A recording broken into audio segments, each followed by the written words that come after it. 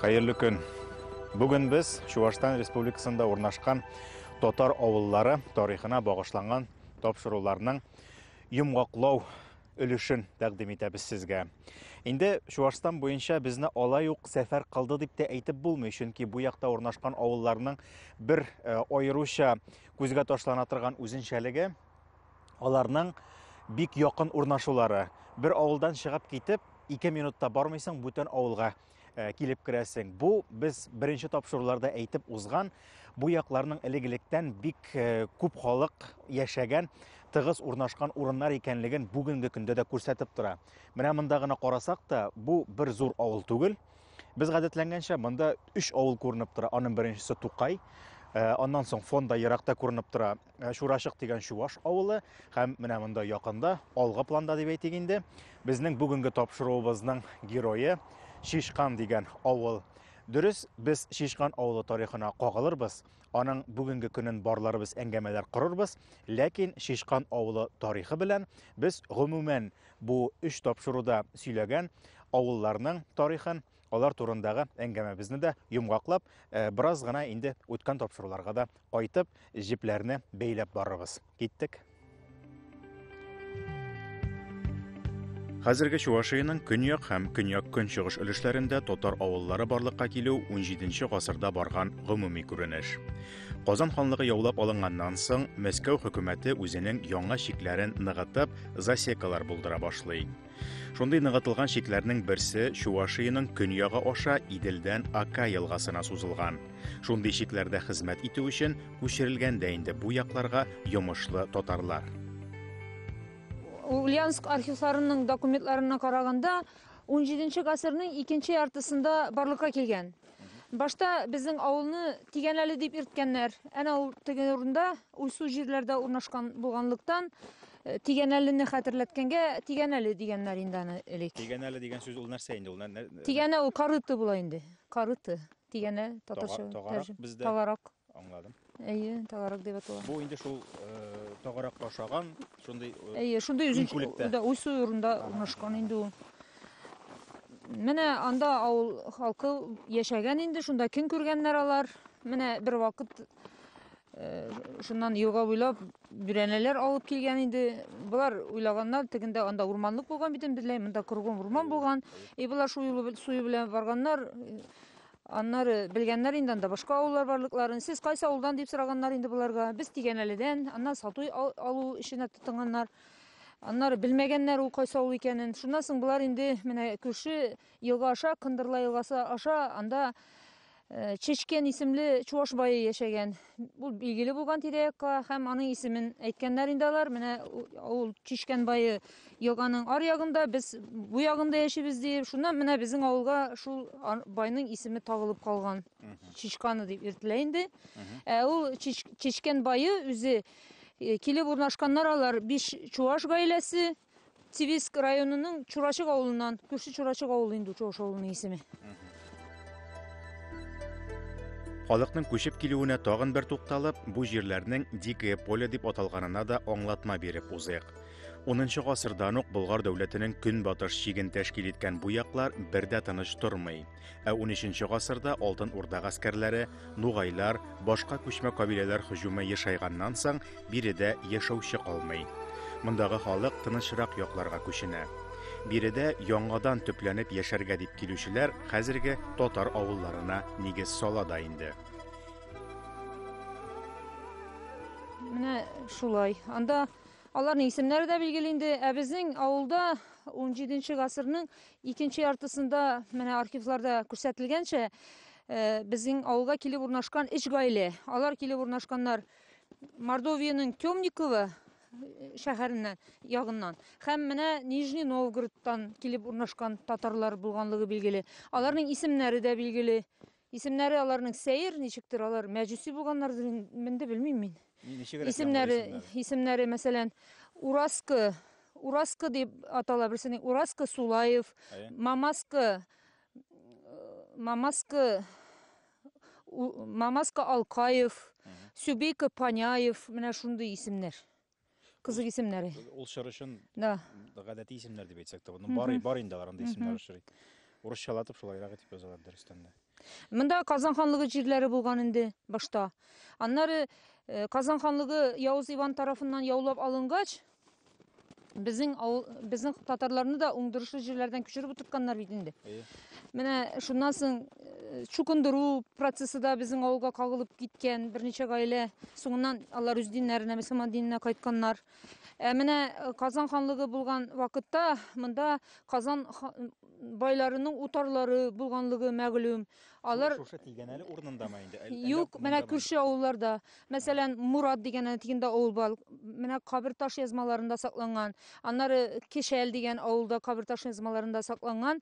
Анда менә аларны утарларын яугирләр саклаганлыгы билгеле. Яугирләр. Бу авыллар татар авыллары бүгенге көндә. Юк, Murat'ta инде анда Чуаш авылы, Кешәлдә шулай ук Чуаш авыллары. Нигез салу вакытлары килгән нәселләре билгеле булса да, Шишканның тарихы өйрәнелеп беткән дип әйтеп булмый әле. Үзенең туган авылы тарихын өйрәнүне Ркаил Зәйдулла дәвам итә. Шулай булгач, Шишкан тарихында ачыласы сәхифәләр алда дип уйлыйм. Рәсми документларда авыл 1667 еллардан билгеле. Документлар Зөя канцеляриясендә теркәлгән.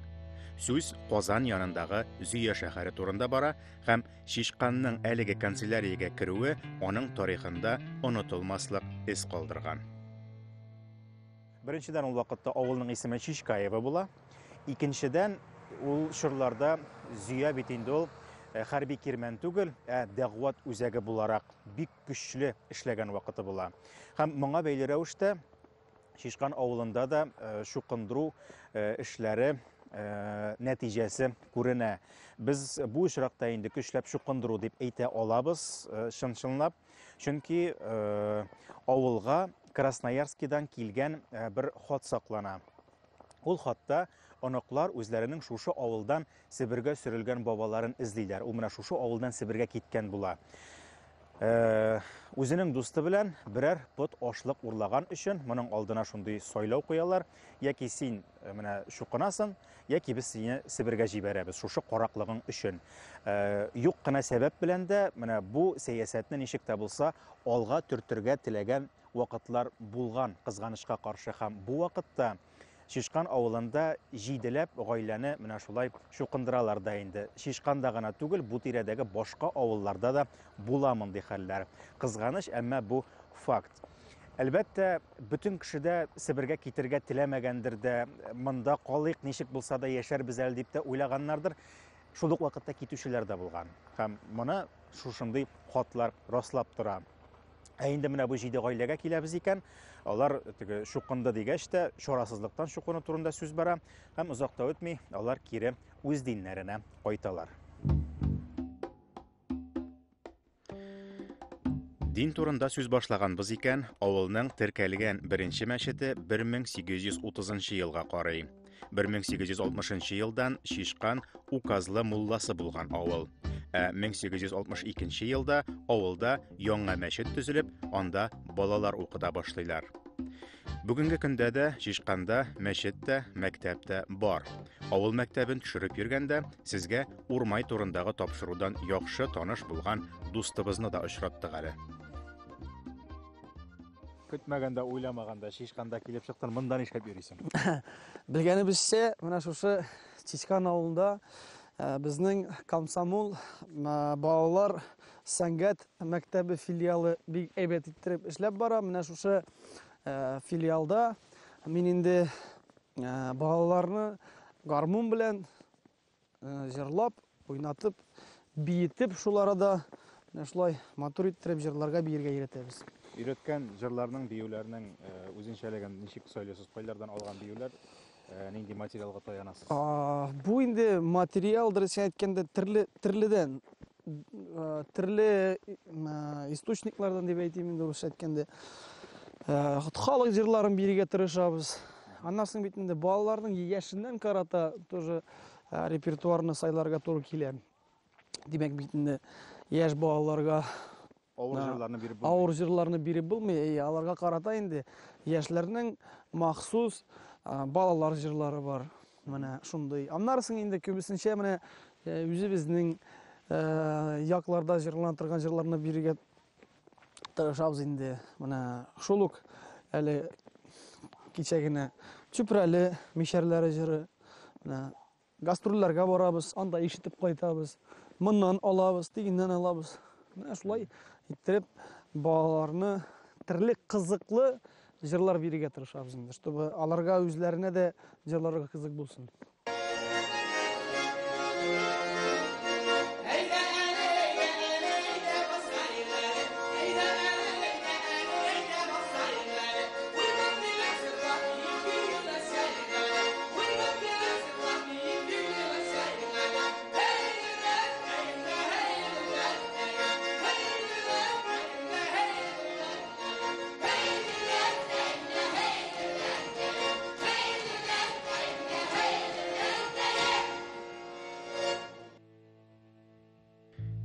Әлеге җырга ялганып китә торган биюгә аерым игътибар биреп, кабаттан урмайны искә төшерик.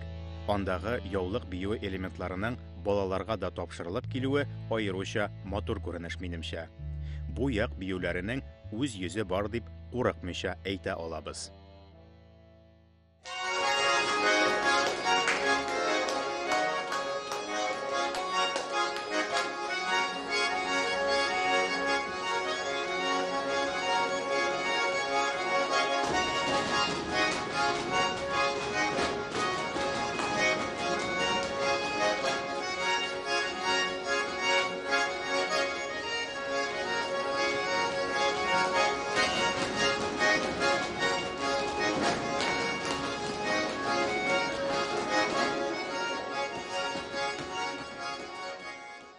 Якынча, мәсәлән, Чуашстанда 40 меңгә якын мөселман татар яшәсә, безнең авылда 1000гә якын инде.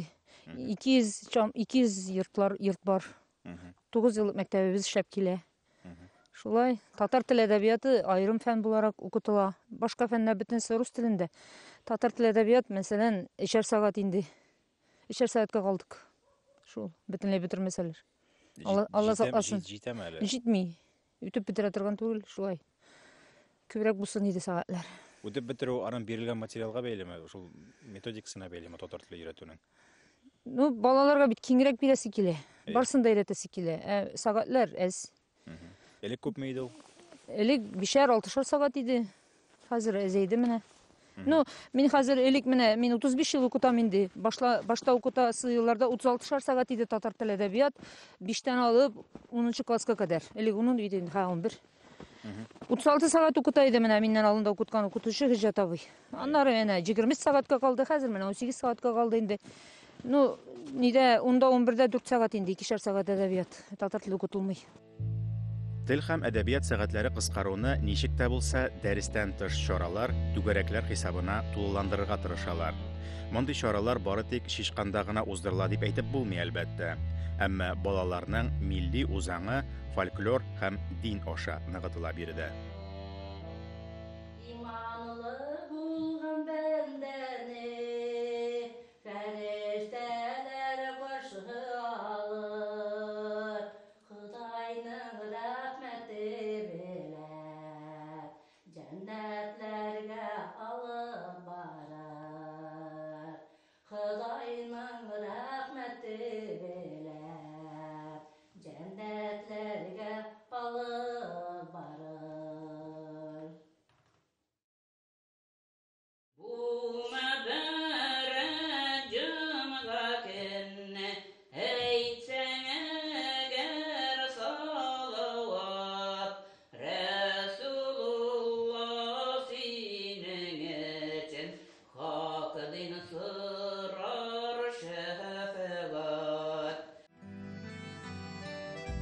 Алдагы тапшыруларда без һәр авылның бер үзенчәлеген ассызыкларга тырыштык. Чынлыкта, Чуашстандагы барлык татар авылларының да хәзерге яшәеше бер үк кануннар буенча бара. Биредә аеруча дини эшмәкәрлеккә оста, үз фольклорына гашыйклык яши. Чишканда бу сыйфатларның һәммәсен дә күрергә мөмкин.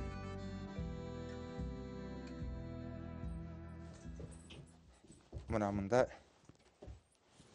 бусы 1 яшь тулмаган, бусы 6 айлык, бусы 5 айлык әле. Ничәдән эшли башлыйсыз? Сәгать ничәдән? Иртә белән 5-20 минутта аяк өстендә. Анан абитка, ну кене буе енді почти. Кене буе. Ауылда йыклап ятып булмый енді ол. Йыклагас китерип бирмилер.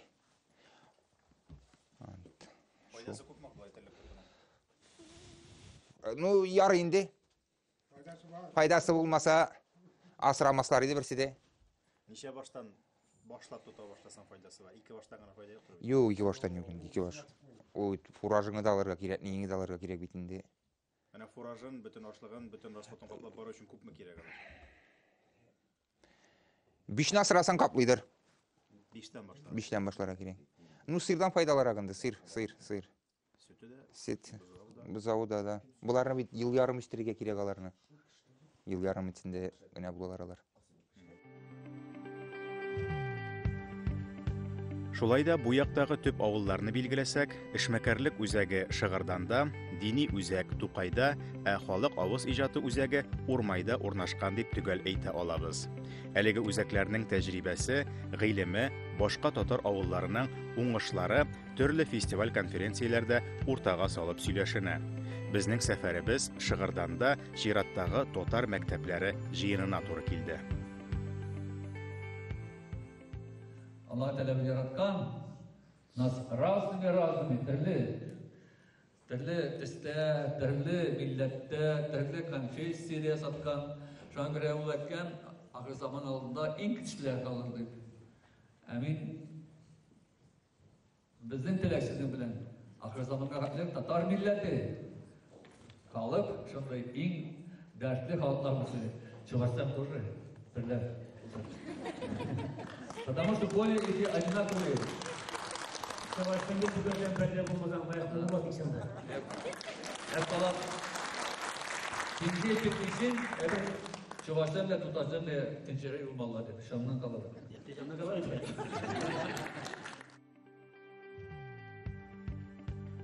Һәр яктан теләктәшлек һәм ярдәм, ачык йөз булса да, әлеге чара очрашып бер-береңне мактау өчен оештырылмаган. Сәламләү сүзләреннән соң башланган конференциядә мәктәпләрдә татар телен укыту методикасы да, татарча дәреслекләр булдыру сораулары да, балаларны татар мөхитендә тәрбияләү алымнары да сөйләшенде. Сораулар юк түгел, бар. Игътибарны көчәйтергә кирәк булган өлкәләр күп. Бу елны алар арасына җан исәптә килеп кушылды. Әлбәттә, без бу чарага, җан исәп алу чарасына бик зур әһәмият бирәбез. Чөнки сез беләсез, безнең президентыбыз Рөстәм Миңнеханов Миңнехановның да сүзе булды, безгә кешенеке кирәкми, әмма үзебезнеке саналган булырга тиеш. Димәк, менә без шушы слоган дип әйтик нигезендә үзебезнең эшчәнлегебезне дә корабыз. Димәк, безне кызыксындыра үзебезнең милләттәшләребез. Һәм әйтергә кирәк, менә ничә генә регионнарга, төбәкләргә барып кайтмадык, безне менә шушы мәсьәләне күтәргәндә тулайым аңлашу бар безнең милләттәшләребез арасында. Ягъни мәсәлән, без башка төрле милләт дип язылабыз дигән сүз гомумән юк. Чөнки һәр милләт, бирдә инде татар милләте, алар барысы да ачыктан-ачык аңлый. Чөнки безнең киләчәгебез, безнең менә ниндидер максатларыбыз, киләчәккә куйган, алар барысы да бүгенгесеннән тора. Әгәр дә бүгенгесендә без үзебезне дөрес итеп шушы чарада күрсәтә алабыз икән, димәк киләчәгебез безнең ачык. Хәер, Чувашстандагы татарлар өчен борчылырлык түгел. Җитәкчелек тә әлеге төркем халыкка аерым мөнәсәбәттә икәнлеге күренеп тора. Татарлар булганга күрә генә түгел, безнең дәүләтнең тарихын, күп милләтлекнең асылын аңлаганга күрә. На самом деле у меня в машине есть целая кассета татарских песен. Когда из Чебоксара издали куда-то едем, вот поймите правильно, я иногда и хочу учиться по-татарски хорошо разговаривать. Это тоже есть. Это мелодия такая хорошая, красивая, расставляет. Вот сегодня увидели, как Никита что танцевали, как пели песню. Вот прямо так жить захотелось, работать захотелось. И много не надо человеку, по правде, да? А что хочу сказать, район Арбатовский многонациональный, многоконфессиональный и густонаселенный. И радует меня то, что на нашей территории живут и татары, и чуваши, и мордва, и другие национальности. Мы, наверное, являемся примером не только для Чувашской республики, для России, наверное, поэтому, который сказал, да, как мирно, дружно надо жить. От этого, уважаемые друзья, много-много зависит. Если народы, которые проживают на территории Российской Федерации, мы как-никак тоже входим и Чувашской Республики, и в Российской Федерации, чем народы будут сильны, чем они уважать будут свой язык, свою традицию и все остальное, Россия будет сильна. Биредәге яшәешнең тагын бер үзенчәлеге балаларның аеруча тәрбиядә, игътибарда булулары. Һәрбер гаилә үз эшен алып барганда иң беренче чиратта балаларына таяна. Барысында үз көче белән башкарырга тырыша. Нәтиҗә буларак, мәктәпне тәмамлаганда бала эшкә өйрәтелгән, аңа бергәләп үстергән бизнес әзер тора. Күбрәк белем туплап, җиңсызганып эшлисе генә кала. Bizde bir gömmen bit. Yaşlar avuldan bir uzaka gitmiler. Mene demografi bile alsan bu yıl avulda bizden 80 bala tuğdu. Mektepini bitirdi, 36 bala bitirdi. Onların 36'nın balanın 36'sı da yerlik Çavaksarı'ga, Moskova'ya, Kazan'a, yukarı kurslarına giderler. Onlar 5-6 yıldan şunun 100%'nin 70% avga kiri kayta. Avul bizim halkının bunda virüs. Yaraka gidip işlesen de, işlep kayagan gitsen de kiri eylem kaytıp, ben şunda tamirlarını devam ediyor. Mundi hal bir kadar yok. Bizim Tukay, Urmay, Şırgız'dan, Çuvaş'ın Tatan avlarında, mişerlerde. O kanga singen. Üzerinde patşa bulup yaşıyor. Rahatlanıp yaşıyor. Чувашстан татарларына багышланган тапшыруларның беренчесендә үк берничә татар авылы аша булса да, сезгә бу төбәкнең тарихын, үзенчәлеген җиткерергә тырышырбыз дигән идек. Миңа калса, без бу максатыбызга ирештек. Алга таба да шушы тәртиптә эшләп, татарлар яшәгән һәр аерым төбәк турында 4 тапшыру чыгарып барачакбыз. Әлбәттә, 4 тапшыру гына аз. Барлык авылларга да кирмәячәкбез. Әмма шулай эшләгәндә генә без мөмкин кадәр күбрәк төбәкләрнең тарихын яктырта алачакбыз. Ә безнең сәфәрләр тукталып торган арада телевидениегә сыеп бетмәгән кызыклы әңгәмәләрне тапшыруның һәм Яңа гасыр каналының социаль челтәрләрдәге сәхифәләре аша күзәтеп барыгыз. Тапшыруыбыз башында ук без Шишкан авылына багышланган бу чыгарылыш Чувашстанда урнашкан татар авыллары тарихын йомгаклаячак дип әйткән идек. Һәм йомгаклау сүзләре әйтер өчен без менә шушы һәйкәлдән дә кулай урынны тапмадык. Бу һәйкәлне авылның билгеле бер чоры тарихына гына бәйләп карау мөмкин түгел, чөнки биредә мәчетләр тарихы да урын алган. Биредә авылның имамнары исемлеге дә бар, кемнең кайсы елларда имам булып торганнарын кертеп. Шулай ук Бөек Ватан сугышында шаһит китүчеләр исемлеге дә шушында. Һәм сәяси золым курбаннарын аларның исемлегендә күрергә була. Һәм әлбәттә Шишкан авылының тарихына кагылышлы төп даталарны да менә шушыннан күреп укырга мөмкин. Кайсы бер соннар белән дә әле. Бу һәйкәл бик әһәмиятле урында урнашкан әһәмиятле истәлек. Ни өчен аның урыны шул кадерле авыл халкы өчен бу Шишкан авылының элеккеге мәчете урнашкан урын.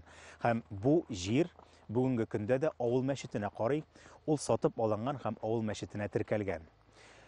Әлеге һәйкәл шулай ук мәхәллә акчасына төзелгән һәйкәл булып тора. Җирне сатып алырга да, монда һәйкәл булдыруга да акчаны авыл халкы үзе җыеп биргән. Һәм менә шушы күренеш дип әйтим инде, шушы сыйфат ул Чувашстандагы барлык татар авыллары өчен дә хас уртак сыйфат булып тора. Ул бүгенге көнкүреш мәсьәләләрендә, дини мәсьәләләрне дә, тарихны өйрәнү, гореф-гадәтләрне саклау мәсьәләләрендә һәр вакытта да бергәләшеп мәхәллә системасына таянып эшләү. Без моны инде башка авылларда да күреп уздык. Бу очракта мәхәллә ул дини орган гына түгел, ул авыл халкының үзидарә органы булып тора һәм ул дәүләт органнары белән кулга-кул тотынышып эшли. Һәм менә шушындый сыйфат булу, ул бүгенге көндә әлеге татар авылларын менә шулай сокланырлык итеп яшәтә дә инде. Бу татар халкына безгә бүгенге көндә бик кирәк булган бер күренешне, безгә кирәк булган бер сыйфатны ачып күрсәтә бу тапшырулар. Ул да булса бердәмлек. Бары тик бердәм булган очракта гына, бер-беребезгә ышанып яши алган вакытта гына без күркәм тормышка ирешә алачакбыз. Әлегә менә шулар, киләсе сәфәрләребездә очрашканга кадәр сау булып торыгыз.